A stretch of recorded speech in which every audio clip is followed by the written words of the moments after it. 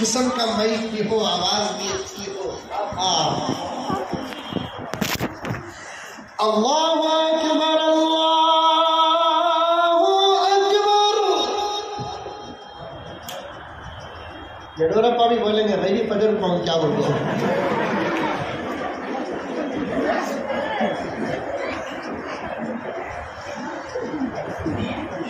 اللہ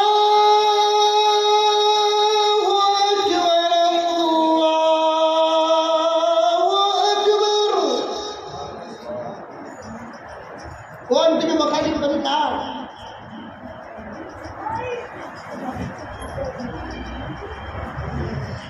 اشہد ان لا الہ الا اللہ.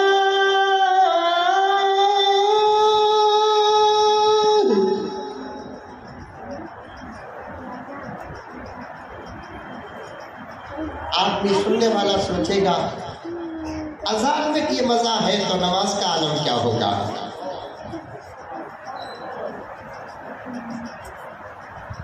افسر بھائی آپ کے حوالے سے کہہ رہا ہوں، آج کل مسجدہ میں اذان دے تو بچے ڈر کو اماں کو لپٹ لیتے.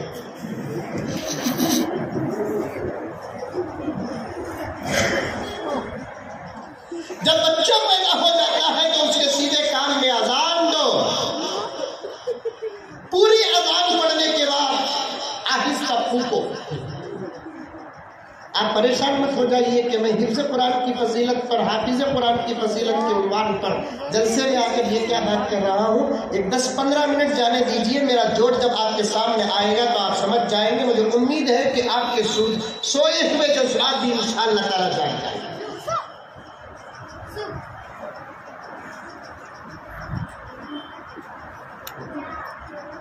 اذان پوری پڑھنے کے بعد بچے کے کان میں پھونکو. بالکل آہستہ. ایسا پھونکنا بچے کے کان کا پردہ بشت ہو جائے گا. نہیں، چھوٹا معصوم ہے، معصوم آنا اور اس کے ساتھ ادا کرو. پہلے اللہ کا نام ذکر کرو، اس کی وحدانیت بیان کرو. رسول اکرم صلی اللہ علیہ وسلم کا پیارا نام جس کے لینے میں مزہ، جس کے سننے میں مزہ، جس کی زندگی میں مزہ، وہ پیارا نام بچے کے کان میں داخل کرو. اس کی رسالت، وہ بات اس کے کان میں داخل کرو.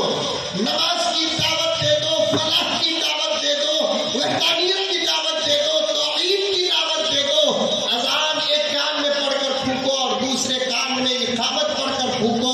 اس کا نام ایک خوبصورت اور بہترین انبیاء کے نام کے ساتھ، اللہ تبارک و تعالیٰ کے نام کی اضافت کے ساتھ، صحابہ کے نام کے ساتھ، اولیاء کے نام کے ساتھ، جس کا معنی بھی اچھا ہو وہ نام رکھو.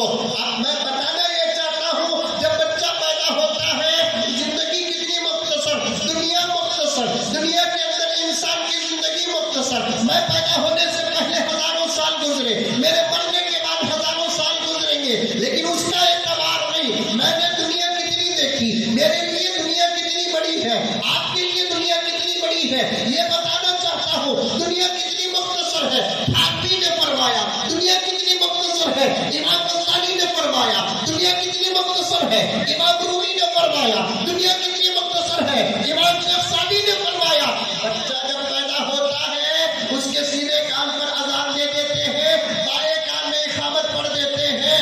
آپ غور سے سنیں، اذان کا، اقامت کا، نماز کا 3 کا جوڑ ہوتا ہے. اذان، اقامت، نماز. اذان، اقامت، نماز. اذان ہوئی، اقامت ہوئی، نماز. آپ غور سے سنو، جب کہیں اذان ہوتی ہے، اذان کے 15 منٹ کے بعد اقامت ہوتی ہے. اقامت ختم ہوتے ہی 20 منٹ کے بعد نماز نہیں ہوتی. جیسے ہی لا الہ الا اللہ کہتے ہیں تو امام صاحب اللہ اکبر کہتے ہیں. اب بچے کی اذان بھی ہو گئی، بچے کی اقامت بھی ہو گئی، نماز نہیں ہوگی. یہی بچہ بڑا ہو کر، زندگی گزار کر، شادی کر کے، بچے پیدا کر کے، 60-70 سال کی زندگی کی بہانے دیکھ کر جب مرتا ہے، اس کا جنازہ اٹھتا ہے، نماز کا اعلان ہوتا ہے، اذان بھی نہیں डायरेक्ट नमाज पढ़ा देते हैं। आज भी मुजद्दिद मिल्लत ने फरमाया एक इंसान की जिंदगी का वक्त उतना ही है जितना इकामत खत्म होकर नमाज शुरू होने के बीच में जो लम्हात गुजरते हैं, अल्लाह उन लम्हात ही की जिंदगी अता फरमा देते हैं। ये उसकी कुदरत है कि उन लम्हात को वो जरा लंबा करके पेश कर देते हैं। दुनिया भी मुख्तसर, दुनिया में हमारी जिंदगी भी मुख्तसर। इस मरने के बाद जो जिंदगी शुरू होगी खबर की, पहली जिंदगी खबर की, जिसे आलम बरज़ख कहते हैं। दूसरी जिंदगी शुरू होगी मरने के बाद हशर का मैदान, क़ियामत, एक लंबी जिंदगी, अल्लाह के फैसले के बाद, हिसाब और किताब के बाद। जन्नत जाने वाला हमेशा के लिए जन्नत चला जाएगा, जहन्नम जाने वाला हमेशा के लिए जहन्नम चला जाएगा। एक लंबी लम्हातुल जिंदगी है। हम कितने बेवकूफ हैं, कितने अहमक हैं, कितने नादान हैं कि हम दुनियावी जिंदगी ही की फिक्र करते हैं, हमारी अपनी भी और हमारी औलाद की भी। समझ में आ रही है बात? हम कितने बेवकूफ हैं, कितने अहमक हैं, कितने नादान हैं। हम हमारी अपनी भी, हमारी औलाद की भी दुनिया ही जिंदगी ही की फिक्र करते हैं, आखिरत की, बरज़ख की, हशर के मैदान की जिंदगी की जरा भी फिक्र नहीं करते। वहां हमारा क्या होगा, हमारे बच्चों का क्या होगा, हमारी जिंदगी वहां कैसे गुजरेगी, कामयाब कैसे होंगे, तारीख और अंधेरी जिंदगी खबर की होगी, वहां हम कैसे कामयाब होंगे, नजात के रास्ते क्या होंगे, नजात के असबाब क्या होंगे, नजात के आफर्स क्या होंगे। सबसे आसान आफर क्या है, सबसे आसान सबक क्या है नजात का, वही आपके सामने पेश करना चाहता हूं कि अगर कोई आदमी मरने के बाद की जिंदगी पर यकीन रखता है, रखना चाहिए। अगर मरने के बाद की जिंदगी पर किसी मुसलमान का यकीन नहीं है, वो मोमिन नहीं, चाहे उसका नाम अब्दुल्ला हो, चाहे उसका नाम मोहम्मद हो, चाहे उसका नाम हुसैन हो, चाहे उसका नाम फातिमा हो, चाहे उसका नाम आयशा हो। मरने के बाद की जिंदगी पर अगर उसका ईमान नहीं, मरने के बाद की जिंदगी पर उसका यकीन नहीं, लाख वो अपने आप में दावा कर ले कि मैं मुसलमान हूँ, मेरे रब की कसम। मौलाना शहबाज साहब तशरीफ फरमा है, मौलाना हारिस साहब तशरीफ फरमा है, सामईन में कई उलमा तवाज़ुअन वहां बैठ गए हैं जो यहाँ बैठने के लायक व फाइल है। पूछ कर देखे, मरने के बाद की जिंदगी पर किसी का ईमान नहीं है, वो मोमिन नहीं है, वो मुसलमान नहीं है, वो तो गैरों में शुमार हो जाएगा। जब हमारा ईमान और यकीन है कि मरने के बाद की एक लंबी और अहम जिंदगी है, वहां अगर कामयाब होना है तो वहां कामयाब होने के जितने असबाब हैं, उन तमाम असबाब में सबसे आसान सबब क्या कि अपने बच्चों में से किसी को कोई हाफिज बनाता है, वहां की जिंदगी 100% कामयाब है। यही आसान तरीका, अपने बच्चों में से अगर कोई किसी एक बच्चे को भी हाफिज बनाता है, वहां की जिंदगी कामयाब। यौम ला यंफउ मालु वला बनून, क़यामत का दिन ऐसा होगा जहां कोई किसी को काम नहीं आएगा, यहाँ तक कि किसी के बच्चे माँ बाप को काम नहीं आएंगे, किसी की दौलत मालदार को काम नहीं आएगी। तफसीर में आता है यहाँ औलाद और माल आम हुक्म है, लेकिन वो बच्चे जरूर काम आएंगे जिनके बच्चे हाफिज़ कुरान हैं। वो बच्चे काम आएंगे जिनके बच्चे हाफिज़ कुरान हैं। اسی لیے کسی شاعر نے کہا شہباز صاحب اجازت دے تو پیش کر دو. ہر عمل زیست کا تم منشأ قرآن رکھنا. کیا تمہیں بولو رے با تمہیں رکھو با.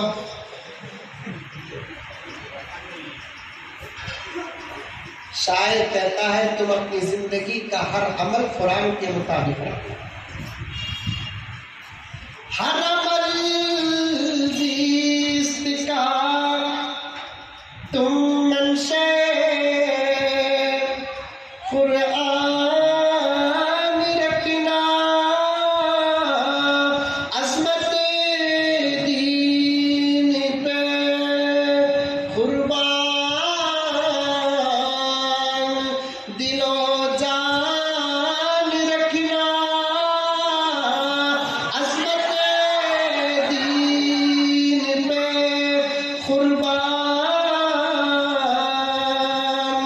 دل و جان رکھنا. خود ہی بن جائیں گے. بڑا پیارا شعر ہے جی.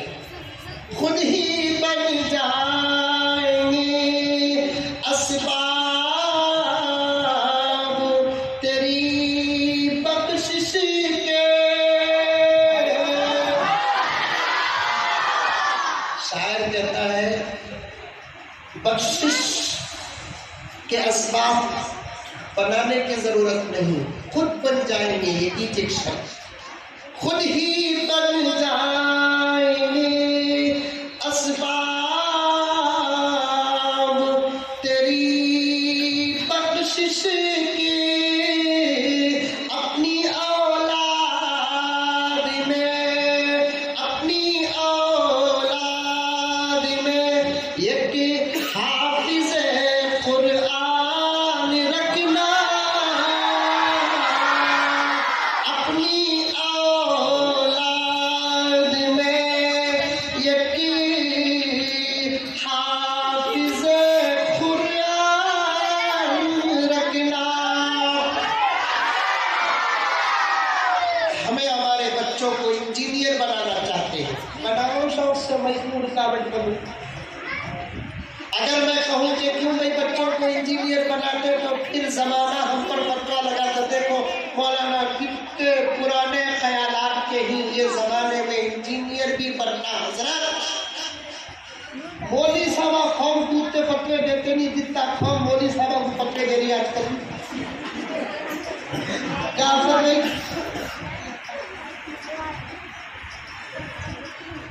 بھائی اپنے بچے کو تم انجینئر بنانا چاہتے ہیں بناؤ. لائق بنانا ہے بناؤ. لائق بناؤ. ڈاکٹر بنانا ہے بناؤ. شوق سے اپنے بچے کو ڈاکٹر. پروفیسر بنانا ہے بناؤ اپنے بچوں کو پروفیسر. کوئی مولانا ایسے نہیں کہ جو آپ کے بچے کو انجینئر بنانے سے روکے. لیکن میرے ایک سوال کا جواب دو. اس انجینئر بچے سے آپ کو دنیا اور آخرت میں کتنا فائدہ ملے گا یہ تو حساب بتاؤ. اس ڈاکٹر بچے سے دنیا اور آخرت میں ڈاکٹر کے ماں باپ کو کتنا فائدہ ملے گا یہ تو بتاؤ. بھائی ایک اولڈ ایج ہوم کو گیا جہاں بوڑھوں کو چاکر ڈال دیا جاتا ہے. بوڑھے بہت رونا آیا اس اولڈ ایج ہوم کو جا کر.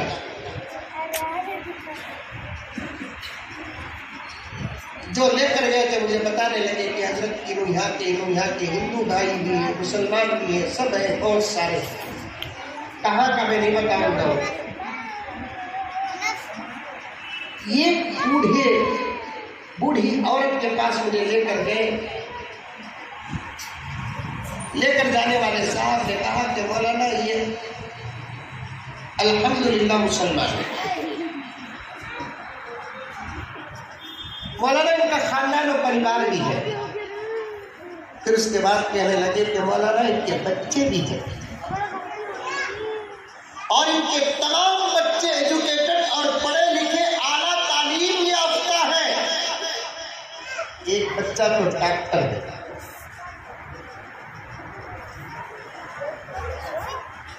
تقریباً 70-80 بوڑھے مرد عورتیں تمام مذاہب کے وہاں پر تھے، جن میں سے 50 کے قریب مسلمان بوڑھے مرد اور عورتیں تھیں، جن میں سے کچھ تو لائق تھے، کچھ تو بالکل عجیب و غریب حالت میں تھے۔ یہ تو وہ کہ جن کا بچہ ڈاکٹر ہے اور دوسرے بچے پڑھے لکھے۔ میں بیٹھے بیٹھے اس اولڈ ایج ہوم کے ذمہ دار سے پوچھا، ان میں سے کوئی بوڑھا ایسا بتا دو جس کا بیٹا عالم یا حافظ ہو۔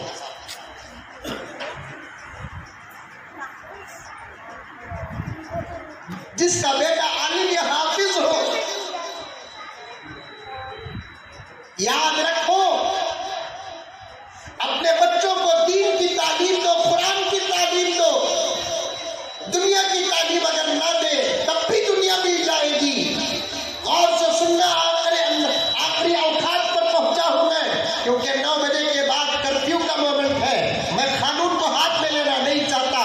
میں افسر صاحب سے اور ہمارے مخصوص صاحب سے گزارش کرنا چاہتا ہوں کہ تاہا اپنے مقصد پر گامزن ہے اور بڑی تیزی کے ساتھ آگے بڑھ رہا ہے۔ آپ اس رفتار کو دھیمی نہ کریں بلکہ یہ سلسلہ جاری رکھے۔ کاش کے مغرب کے وقت ہونے کا جلسہ اگر ظہر کے وقت ہوتا تو اثر تک اس عاجز کو حالات پیش کرنے کا موقع مل جاتا۔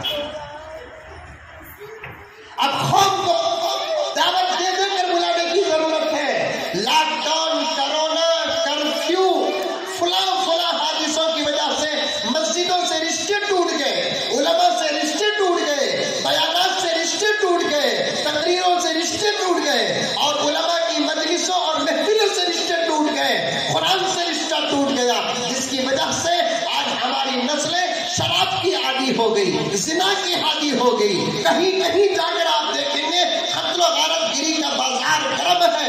اس لیے ہم کو بڑے غور و فکر کے ساتھ کام کرنے کی سخت ضرورت ہے، مسجدوں کو آباد کرنے کی سخت ضرورت ہے۔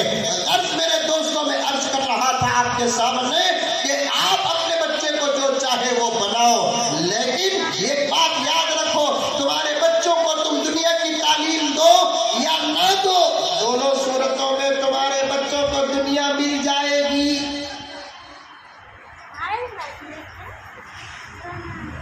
قاری طیب علیہ الرحمہ نے فرمایا، دنیا تو اللہ تعالیٰ اپنے دشمنوں کو دیتے ہیں، بقدر ضرورت محمد کے غلاموں کو نہیں دیں گے۔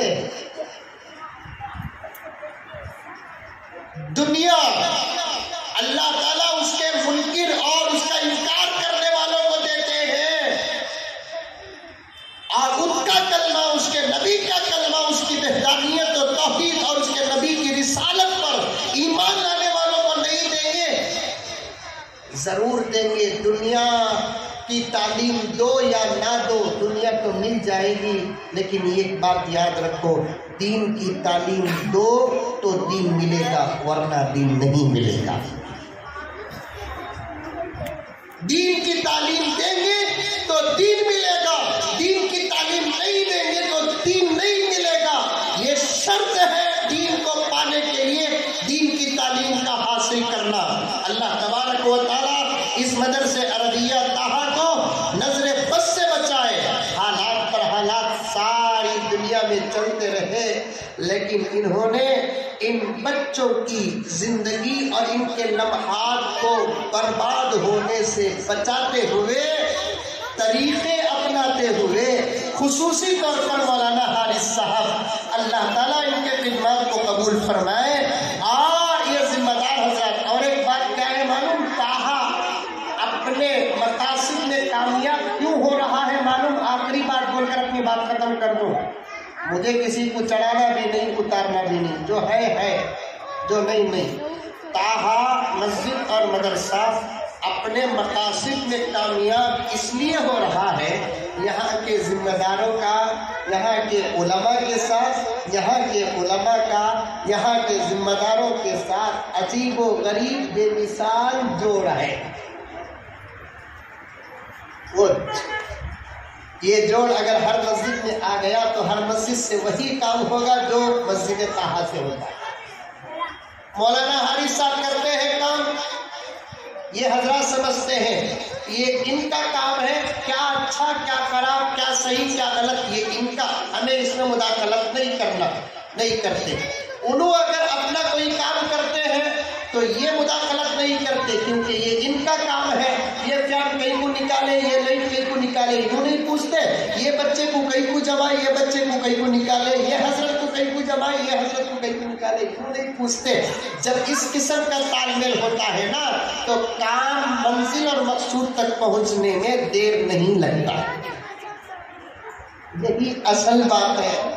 ورنہ بعض مسجدوں میں کل بھی ایک جگہ گیا تھا افسر بھائی، وہاں پر مسجد کے ذمہ داروں کو بھی اور علماء کے درمیان میں مجھے کچھ بات کرنے کے لیے بٹھا دیے، ڈرتے ڈرتے مولانا بات کیا۔ میں بات کی شروع میں ایک مثال سے دیا، کیسا دیا کہ بھئی آج کل مسجد کے ذمہ دارہ مسجد کو امام لانے تک ہے نا کیسے رہتے ہیں، بولے تو بیٹے کے اماں بابا ساس سسرے کی حالت میں رہتے ہیں۔ بیٹا رہا تو شادی تک وہ بیٹے کے واسطے جورو تلاش کرتی، باقا کے چپل گھسے تک پھرتے، ہر قسم کی خوبیاں تلاش کر کو بیٹے کو لے لیتا کو شادی کر کو چھوڑتے۔ 2 مہینے نہیں گزرتے وہ بھوکو وہ ساس سسرے سے نہیں ہوتا۔ ویسا مسجد کے ذمہ داروں کا بھی قصہ، حافظ ہونا، عالم ہونا، آواز اچھی ہونا، مفتی ہونا، فلاں مدرسے کے فارغ ہونا، کیا کی ہونا، کدھر کی ہونا، ان کو تلاش کر کو لے لگا کو رکھتے ہیں۔ اتنی تلاشی کے بعد امام صاحب بھی خوش ہو جاتے ہیں، میں تو نکلتا نہیں نکلا تو میرا جنازہ نکلنا تو قبول کو، لیکن 2-3 مہینے کے بعد وہ صدر وہ امام کا مخالف ہو جاتا ہے، وہ صدر سے وہ امام کا مخالف ہو جاتا ہے۔ مخالفت سے کام نہیں چلتے، موافقت سے کام چلتے ہیں۔ مخالفت سے کام نہیں چلتے، موافقت سے کام چلتے ہیں۔ میں جب بھی طہا کو آتا ہوں مسجد کی نسبت سے یا مدرسے کی نسبت سے خدا کی قسم اللہ کو گواہ رکھ کر کہتا ہوں، جب بھی یہاں سے جاتا ہوں تو دعائیں دے کر خوش ہو کر جاتا ہوں۔ اللہ تعالیٰ یہ سلسلہ ہماری اپنی حیات تک نہیں قیامت تک جاری رکھے، آمین ثم آمین۔ وآخر دعوانا ان الحمد للہ رب العالمین۔